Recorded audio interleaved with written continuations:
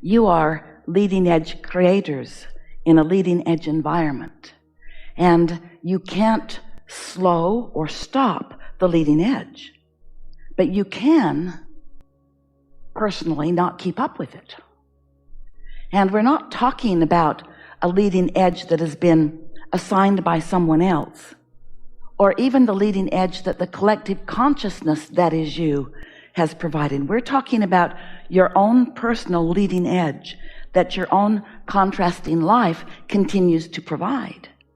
So this continual new awareness, new becoming is happening for you and about you all day, every day.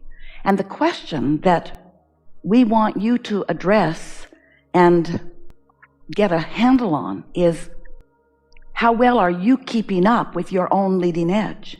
Because every bit of satisfaction comes from you moving in the direction of your own leading edge.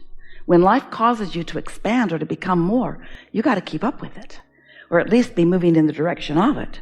Because if you're moving in opposition to your own desire, if what you are perceiving in some moment in time is causing you to reflect on things that are in vibrational opposition to your own desire, that creates a resistance within your vibrational field that shows up in your personal experience as negative emotion.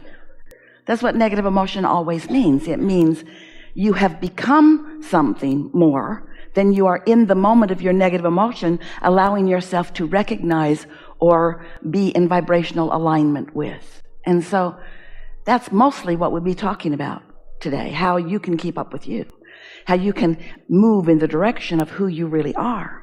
Because as you've moved through life, sifting through the contrast, the glorious contrast that is the basis of all expansion in all of the universe, as you are participating in this contrast, two different things are happening. The most significant is that you are coming to new awarenesses of what you prefer, whether you're speaking it out loud or not. You just can't live in a moment in time without the experience causing you to identify what you would prefer. It's just how we are all oriented. So as you're radiating those preferences, the non-physical part of you understands the newness that you've discovered, focuses upon it unequivocally with no resistance, becomes immediately a vibrational match to the new expanded version of you, which gives you an opportunity then to feel even more keenly your relationship with your own inner being, whether you're flowing in the direction of your new expansion or not. So while life is causing you to continually expand, it is also showing you what thoughts and habits of thoughts, that's what a belief is. A belief is just a thought that you continue to think. What habits of thought that you're bringing forward with you into your new day and your new day and your new day and your new day that are hindering the newness that you are asking to be. You hold beliefs from past experiences, maybe something that happened to you, maybe something that happened to someone else that you observed, maybe something that happened to your parents or their parents that they told the story often enough that you became a vibrational participant in that story.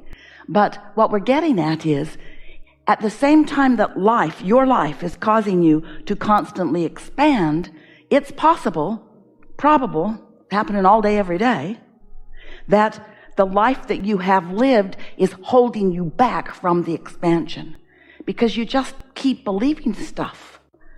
And by believing it, we mean thinking about it, we mean activating it, we mean introducing it into your right now vibrational point of attraction. Ooh, ooh, ooh. You heard that, didn't you? So if you want something but you believe in opposition to it, your inner being has already become the vibrational equivalent of what you want and is calling you toward it, because there is this vibrational reality where all cooperative components are being gathered and you are being gathered. You are the launcher of the desire. But if you're continuing to beat the drum of something that is not a vibrational match to what you are asking for, you're introducing resistance, and you can feel it. That's what negative emotion is. And often you do it without even knowing you're doing it. You don't really know across the board what beliefs you currently believe that are in your way. And the reason is because, you might want to write this down, you believe so much in your beliefs.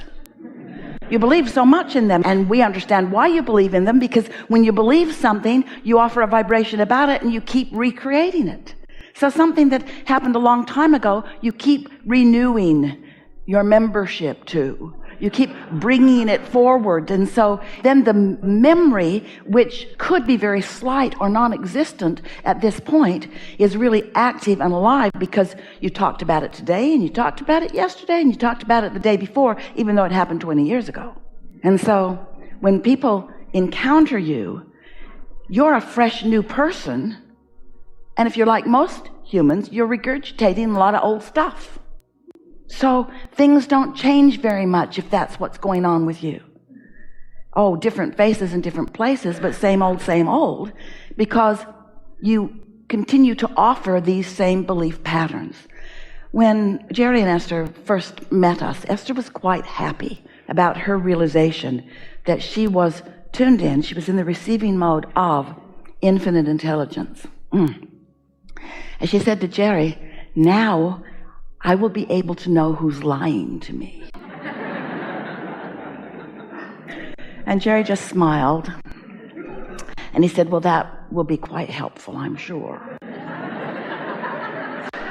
And then, as they discussed it with us, we said a better thing to be asking, rather than, is this person lying? Esther was really excited. There was a judge program on the television at the time, long time ago, Judge Wapner. And he had these real live cases. The people were real, and the cases were real, and Esther planted herself right down in front of the television to see this, because she knew they were going to say that, and they were going to say that, and Abraham was going to tell her which one was telling the truth. And so the first program came on, and she watched, and we said, a better question to ask is not who is telling the truth. A better question to ask is, who believes what they're saying? Because when you believe what you're saying, you don't split your energy. It's only when you say something in opposition to what you believe or desire that you split your energy. Esther was quite disappointed, because she, like the judge, wanted to nail one or the other of them. Well, who's just the most right? Who's the most right? But after a little while, and through a lot of life experiences, Esther, and we are sure it's happening with you too, you come to realize that there is room for more than one point of view. And since you create your own reality, nobody else does, then you identifying what your point of view is a really good thing. When you identify what your point of view is, and this is where we come in, you work just a little bit to mesh your point of view with the point of view of your inner being, who has broader view and longer view, and who is always on your side, who is always wanting to help you find your path of least resistance to what you desire. Your inner being is not standing in non-physical awareness like Judge whoever it is, trying to decide your rightness or wrongness, or pin you to it, or hold you to it, or make you admit it. Your inner being is just living all day, every day with you, enjoying how your life is causing you to expand into ever increasingly new preferences.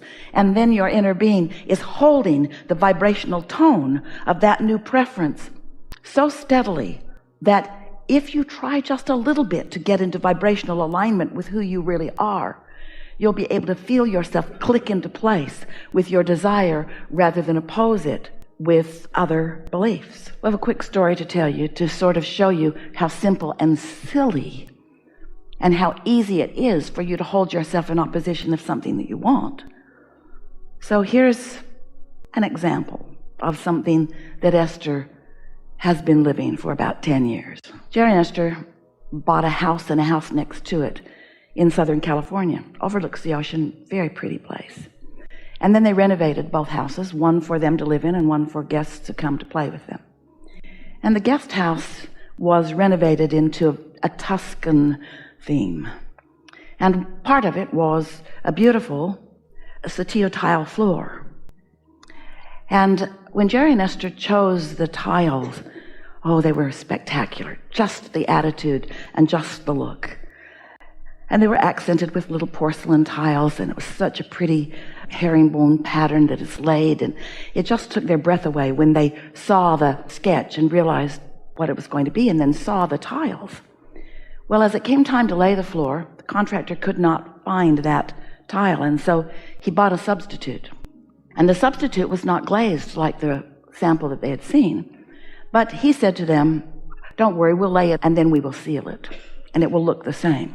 Well, it didn't look the same, didn't look anything close to the same. And Esther never liked it, and she always felt disappointment about it. And then she was worried about it not being sealed, and so they sealed it, but the seal wasn't good, and it didn't stay put, and chair legs would scrape across it. And Esther felt betrayed. Didn't get what she wanted. Didn't like it, but it was a lot of floor. Big space, even into the outside patios. Furniture is all down, rugs are all down, way disruption to take everything out and start over. And so rather than moving in the direction of what she wanted, or even rather than aligning with it, Esther stood in new desire and complained about the tile, but only when she saw it. So if you came to visit her, she would say, come on in. Floor's ugly.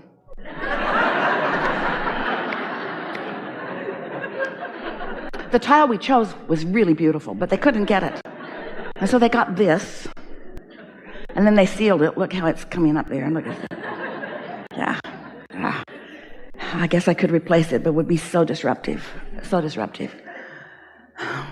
And so, even though it would be so simple to replace that floor, really, Esther's hardly ever even there. So it wouldn't disrupt her experience. Somebody else could move the furniture. They might bang it up. Someone else could move the furniture. Where would we put it? Someone else could move the furniture. They'll put it outside and they'll get rained on. Someone else could move the furniture. It's going to cost a lot of money and it's their fault. They should pay for it. They can't pay for it. They aren't able to pay for it. It's been 10 years ago. So Esther doesn't let it be easy because she has this truth that she feels obligated to keep active. She must continue to explain, so it seems, why this reality exists against her desire. Now, it seems like it would be a simple thing to do. But when you've practiced a thought for a long time, it's the thought that comes really easily to you because it's the thought of least resistance. Hi, come on in, floor's ugly. Now that's a rather vivid example, and we are exaggerating it not at all.